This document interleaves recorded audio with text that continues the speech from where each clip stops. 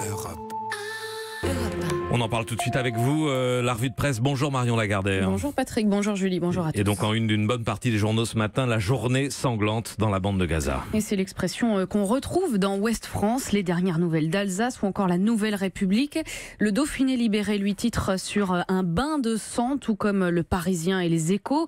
Journée rouge sang pour Libération Champagne, journée de colère et de sang pour le Figaro. Alors on évoque un massacre, on décompte les morts, 59, dont un enfant de 14 ans et les blessés, 2000. Et puis, il y a ces tournures un peu bizarres pour nommer les choses, comme Libération qui titre « Une ambassade et un massacre ». On dirait que c'est l'ambassade qui a tué. Même chose dans le New York Times, des vagues de Gazaouis contre des balles. Pourtant, les balles ne partent pas toutes seules sur la photo.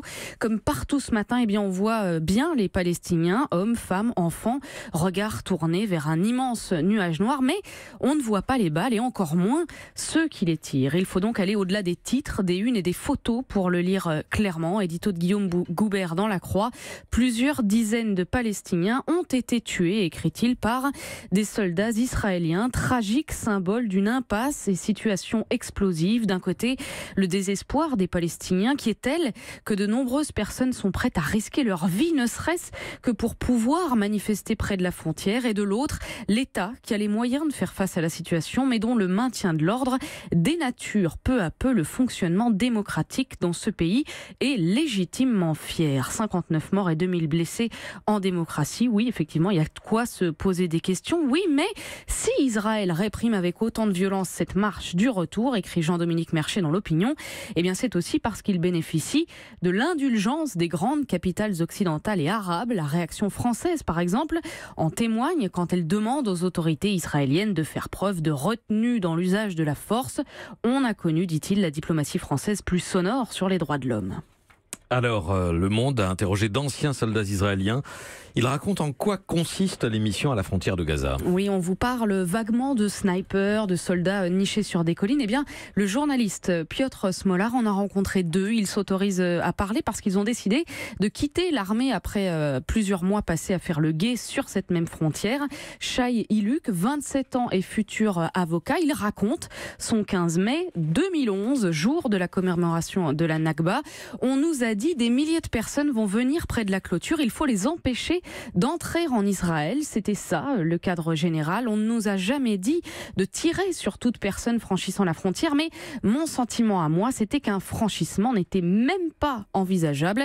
Et ce jour-là, eh bien, il y a donc eu un mort, mais mon pote qui a tué ce manifestant, personne n'est venu discuter avec lui. Ensuite, personne n'a été interrogé ou n'est allé en prison. Par contre, le jour où moi j'ai perdu le coffret de ma lunette de vision nocturne, explique Shai, là, je suis passé devant le tribunal et j'ai eu une amende de 1200 shekels. Voilà, pour ça, il y a des mesures disciplinaires, dit-il. Pour le reste, on estime que les erreurs arrivent. Mordechai, Shai, 26 ans, a lui aussi été posté plusieurs mois le long de la frontière. Je ne sais pas quelles instructions ont reçu les soldats déployés en ce moment, explique-t-il, mais ce qui est sûr, c'est qu'il n'y a pas de bonne façon d'agir. Les soldats, comme individus, sont coincés et le nombre de Palestiniens blessés par balle témoigne de la panique de notre système. C'est une situation très complexe, ajoute Shai. On nous demande de protéger notre pays sous peine de passer pour des traîtres, mais on place notre génération dans une situation insoluble. La grande leçon pour moi, c'est qu'il n'y a aucune façon de bien mener l'occupation.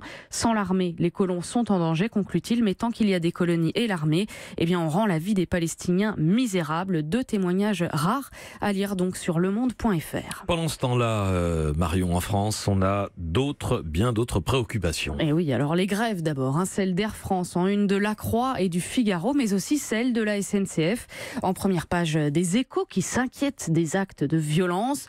En une également de l'Humanité qui salue à l'inverse la démocratie cheminote, symbolisée par l'organisation d'un vote interne. Et puis dans l'édito de l'Opinion, Nicolas Bétou reprend l'une de ses maximes favorites. Il faut savoir arrêter une grève. Autre préoccupation incontournable, on vous en parle depuis l'aube. l'aube sur Europe 1, les impôts et l'heure de la déclaration de revenus qui a sonné, titre Le Parisien, supplément de 8 pages pour y voir clair. Et oui, parce que ça ne l'est pas forcément clair et cela préoccupe, semble-t-il, le gouvernement. L'exécutif a une hantise, écrit Cécile Crousel dans le Figaro Écho, c'est que les Français ne comprennent rien à sa politique fiscale.